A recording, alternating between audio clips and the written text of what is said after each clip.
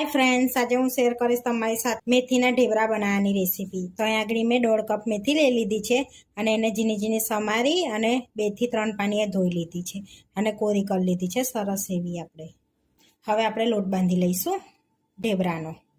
तो अहीं आगळ घऊंनो लोट लीधो छे मैं।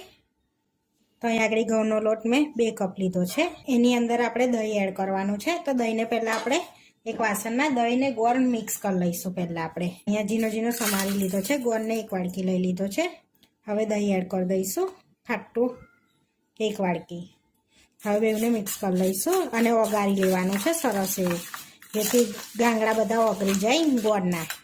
ढेबरामां एक रस थई जाय ने એટલે आ रीते आपणे मिक्स करीने एड करवानुं छे। એટલે આપણે ગોળને ઓગાળી લીધો છે। હવે લોટમાં પહેલા મસાલા કરી લઈશું। અહીંયા આદુ લસણની પેસ્ટ એડ કરીશું 1 ચમચી જેવી। લીલા મરચાં લઈશું અડધી વાડકી જેવા। અડધી વાડકી લીલું લસણ એડ કરીશું, જેથી ટેસ્ટ સારો આવશે આપણે ઢેબરામાં। અને લીલી ડુંગળી એડ કરીશું 1 વાડકી નાની, અને જે મેથી ધોઈતી ને એ એડ કરી દઈશું। હવે આપણે મસાલા એડ કરીશું।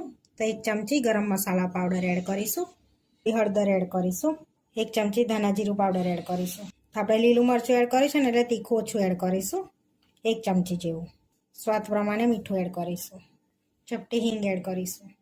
2 ચમચી જેવા તલ એડ કરીશું આપણે, જેથી ટેસ્ટ સારો આવશે તલ એડ કરવાથી। 1 વાડકી લીલા ધાણા એડ કરીશું આપણે। હવે આપણે એની અંદર તેલ એડ કરીશું।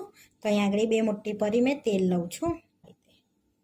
હવે પહેલાં આ બધું મિક્સ કરી દઈશું। તમારે લીલી ડુંગળી લીલું લસણ ના એડ કરવું હોય તો સ્કીપ કરી લેવાનું છે, અને એડ કરો ને તો બહુ જ ટેસ્ટી લાગે છે। તો બધું મિક્સ કરી લીધું છે। હવે જે આપણે દહીંનું ને એનું બેટર બનાવ્યું હતું એ એડ કરીશું। બધું એડ કરી દઈશું આપણે બેટરને। હવે મિક્સ કરી લઈશું આપણે બધું એવું સરસ, અને થોડોક આપણે કઠણ લોટ બાંધીશું।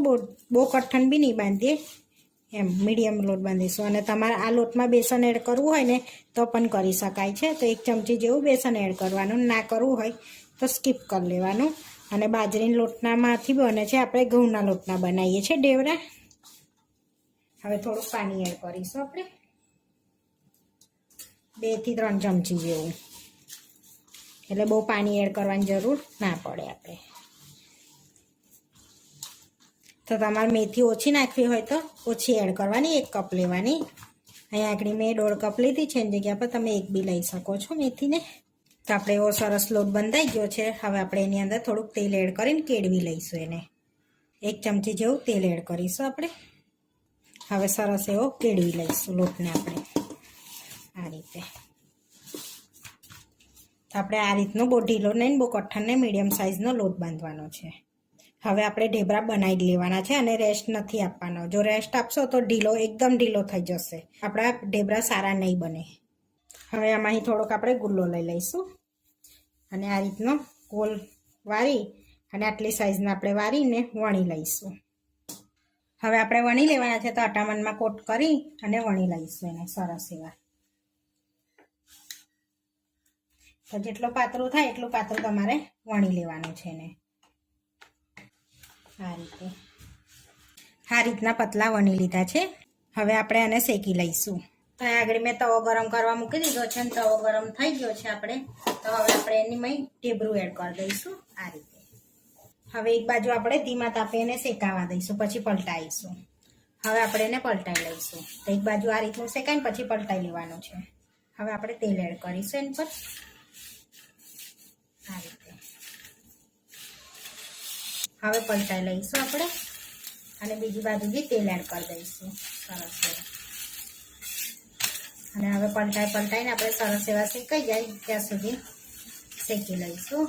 આપણા ઢેબરા રેડી થઈ ગયા છે, શેકાઈને રેડી થઈ જાય। આપણે પ્લેટમાં લઈ લઈશું, અને આ રીતે આપણે બધા શેકી લઈશું।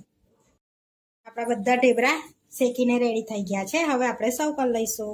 તો અહીંયા ઢેબરાને આપણે પ્લેટમાં લઈ લઈશું। તો આપણા સરસ એવા ઢેબરા પોચા ને એવા સરસ થયા છે, જોઈ શકો છો। ખાટા અથાના જોડે આપણે સર્વ કરીશું। તો આપણા મેથીના ઢેબરા બનીને રેડી થઈ ગયા છે। આવા વિડીયો જોવા માટે મારી ચેનલને સબસ્ક્રાઈબ કરો, લાઈક કરો અને શેર કરો, અને તમે જરૂરથી ટ્રાય કરો। ફરી મળીશું નવા વિડીયોમાં, અને કોમેન્ટ કરીને જરૂરથી જણાવજો કે તમને અમારી રેસીપી કેવી લાગી।